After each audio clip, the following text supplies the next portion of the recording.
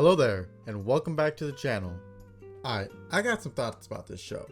As an FYI, I'm a big fan of the Percy Jackson series, but I haven't read the books in probably 15 years, and I never read anything past The Last Olympian.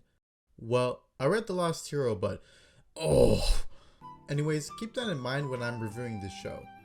So, seeing the reaction to Percy Jackson has been really interesting because it seems like this is the last Jedi for the Percy Jackson fandom.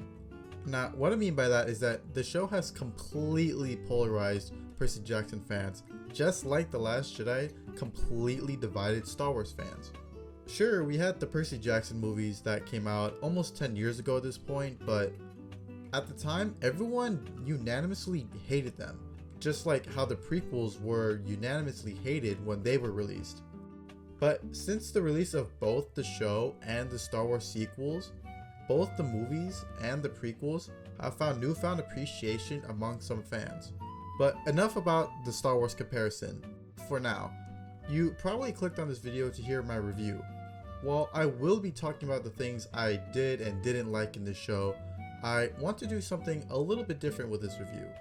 Because there's already been a ton of reviews for this show, so I'm not sure how much to say that hasn't been said already. What I want to focus on is what I'd consider to be the biggest problem with this show. Disney Plus. Most, if not all, the show's problems can be traced back to this platform. I'm getting really sick and tired of Disney Plus's stupid TV format because it's completely ruining a ton of shows that have potential. What exactly is this format? Most shows on Disney Plus are anywhere between 6 to 8 episodes. That is way too short for any show. In a serialized format, there isn't enough time to organically explore the world or the characters' emotions. Well, Alex, movies are shorter than shows and they can do that just fine. Why are you complaining? Because in a movie, there aren't any pauses. With a good storyteller and editor, scenes flow well together. You can really get away with bigger set pieces or slowing things down for a bit since everything is generally one cohesive story. An episode on Disney Plus is anywhere from 30 to 45 minutes. You're essentially getting chunks of a story put together, so you really cannot make things messy or boring, or you're gonna make the story more disjointed than it already is, and people are just gonna leave. This is the problem Percy Jackson and so many other Disney Plus shows face. There's way too much exposition. Things either feel like a speed run or a drag, and there isn't enough time to focus on the characters' emotions. Okay, so the first 3 episodes, for example, are sort of just a play-by-play of what happened in The Lightning Thief. Now, that's not bad on its own, but I didn't feel as much excitement or connection to the world as I did reading the book. That's kind of a problem when that was what drew me into the story in the first place. Camp Half-Blood didn't seem like this awesome pocket dimension where demigods could practice their full potential. It just felt like a regular summer camp. Percy's there for maybe 2 episodes, if that, before he moves on. We barely get to see him experience it. And the gods rarely feel like gods. Something my brother mentioned is that in the books, Ares has fire in his eyes whenever he takes off his sunglasses. This look terrifies Percy, and you can really feel the power that Ares holds. Here, he's kind of just a rude biker. He's not even super menacing. I felt pretty much the same way about Poseidon, Hades, and Hephaestus. I know they're supposed to be this guys in the real world, but you never get a sense of these guys being larger than life. I didn't mind Hermes' portrayal in the Lotus Casino. I actually thought his look kind of fit the scenario. Oh, and Lin-Manuel as a casting choice was quite funny. I think Zeus was the only one that was truly good, but I think that has more to do with Lance Reddick's acting rather than the clothes or the writing. Fly high, King. Now, I could go on a rant about the exposition and the lack of meaningful world building, but that would be counterproductive. What I will say is that the fact this show is only 8 episodes is a crime. We needed at least 3 episodes of Percy in Camp Half-Blood. unmasking what it means to be a Greek demigod, both the pros and the cons. We do get a lot of good character moments in this show, but unfortunately there isn't enough time to fully delve into character motivations or the characters' reactions to things. Like, the trio go to the Lotus Casino, and rather than a haunting sequence about Percy uncovering the secrets about the casino, we're instead left with exposition dump about what the place is. Again, I don't think there's enough time to execute the show well. If the season had 13 episodes, there would have been time to do a dope horror sequence in Krusty's waterbed palace. But that's not important. Getting to Hades is, so let's just skip that. Now, do I blame the writers, and more specifically Rick Riordan, for this? Look, a ton of Disney Plus shows have been mid or downright bad. I'm not including animation in this category since generally the seasons are longer and have an episodic format, meaning the story is condensed into one episode.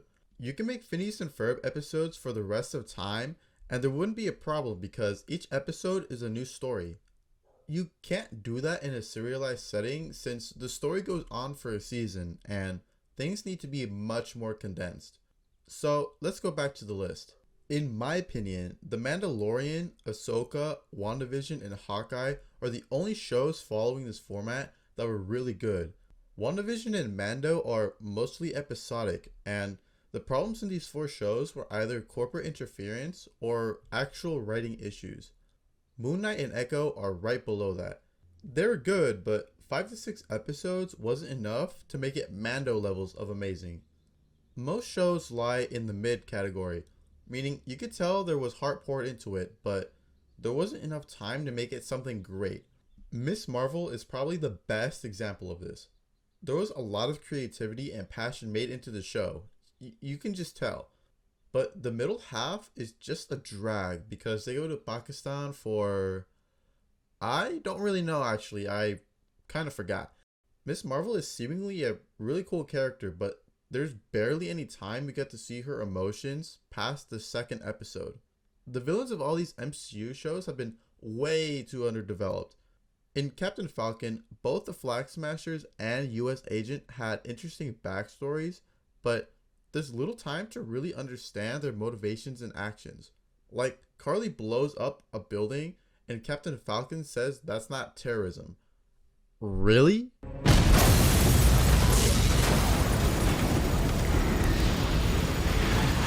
You have to stop calling them terrorists. There were still people in there.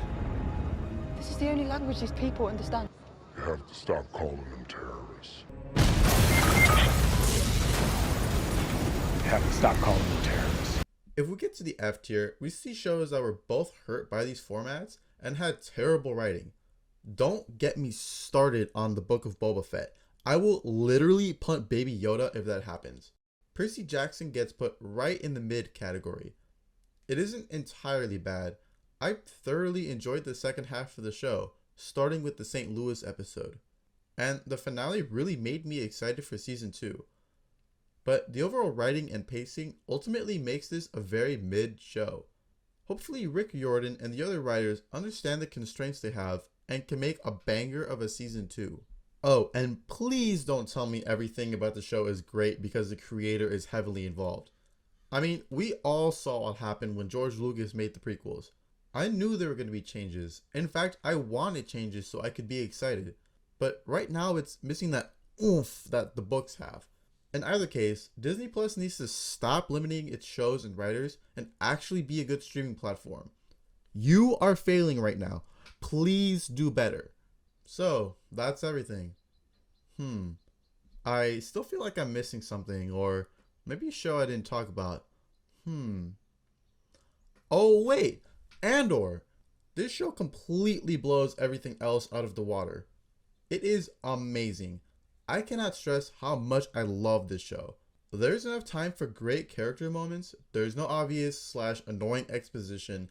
The action sequences are great, and the pacing is nearly perfect.